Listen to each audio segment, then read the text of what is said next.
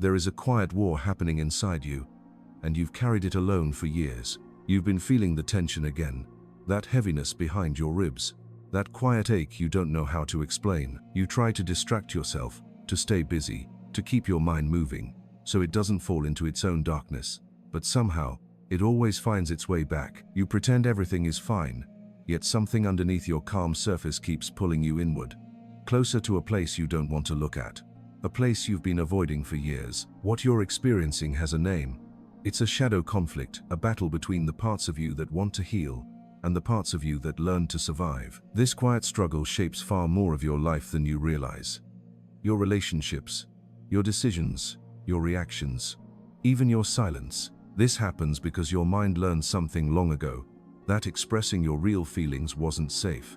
That vulnerability came with a cost.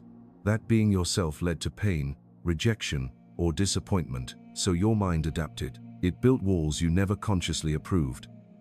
It created distance before others could get close.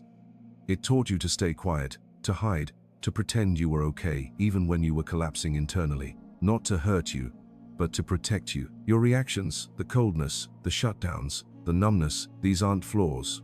They're survival strategies. Old defenses created by a younger version of you who had to learn protection before comfort. You notice it when someone asks if you're okay, and you say, "I'm fine," without even thinking, because telling the truth feels like danger. You notice it when your chest tightens before you reply to a message, when you reread your words, afraid of being misunderstood. You feel it when you pull away from someone who genuinely cares, because closeness feels unfamiliar, and unfamiliar feels unsafe. It shows up when your mind goes silent in conversations and you can't explain why. When you apologize for things that weren't your fault. When you replay moments in your head, searching for mistakes that only you would ever notice. It appears when someone looks at you with kindness and you don't know how to absorb it.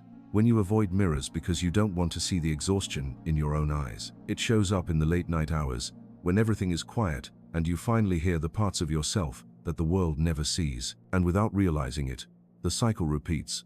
The same patterns, the same fears, the same defenses, just hidden under different days. But here's what no one ever told you. You're not fighting yourself. You're fighting the version of you that carried too much, too young, for too long. This isn't failure. This isn't weakness.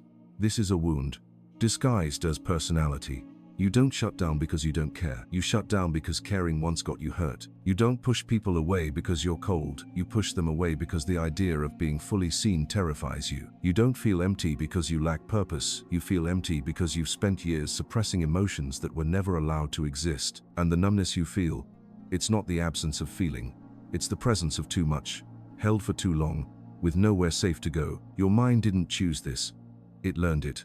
It adapted to survive a world that demanded strength before you ever learned safety. Notice the moment the battle begins. Notice the tightness in your chest before you speak.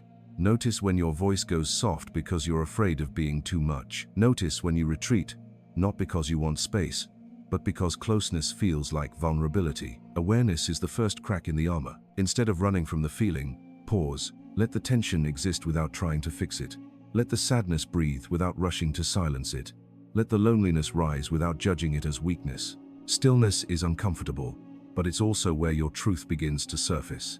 Your emotions don't want to overwhelm you, they just want to be acknowledged after years of being ignored. Replace your automatic reaction with something gentler, not perfect, just different. Stay present for one extra second before shutting down. Take one slow breath before responding. Let one honest sentence escape your lips, even if it shakes. Question the story your mind tells you. They will leave. I'm too much. I don't matter. Because those stories weren't written by you. They were written by fear, by memory, by a young version of you who never got to feel safe. Slowly, one moment at a time, you rewrite the script that has controlled your life for years. Healing isn't loud. It's not dramatic. It's in the small choices, the micro changes, the quiet courage to stay present when your mind wants to run. You're not broken. You're becoming aware. And awareness is the beginning of transformation. You're not too damaged. You're not too complicated.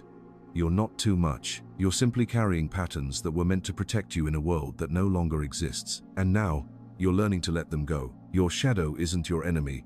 It's a part of you asking to be seen, heard, and understood. Your silent battle hasn't made you weak. It's made you resilient. It's made you perceptive.